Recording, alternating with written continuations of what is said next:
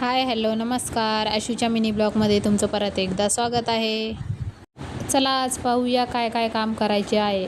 आज ना सगळ्यात आधी खूपच भारी वातावरण होतं. मग काय बाहेर झाडं वगैरे पाहिले, त्यांना पाणी वगैरे टाकलं आणि सगळ्यात आधी ना रात्री घासलेले भांडे लावले रॅकमध्ये. म्हणलं आता भाजी काय करावं. रोज सकाळी उठलं की एकच टेन्शन राहतं, भाजी काय करावं. मग काय कालचं एक बटाटं होतं उकळून फ्रीजमध्ये ठेवून दिलेलं होतं. मग काय तेच म्हणलं आता तीच भाजी करावं, आवनपुरतंच करायची होती भाजी.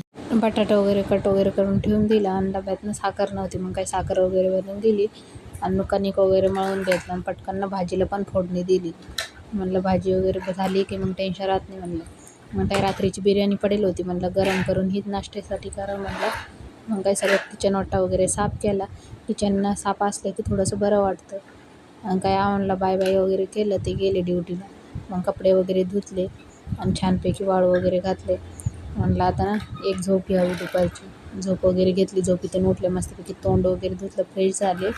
कपडे पण वाळले होते. मग काय कपडे वगैरे काढून घेतले आणि घड्या वगैरे मारून ना ठेवून दिल्या मस्तपैकी. गॅलरीतनं खूपच सारी माती आली होती. म्हणलं आधी ना झाडू वगैरे मारून घ्यावं.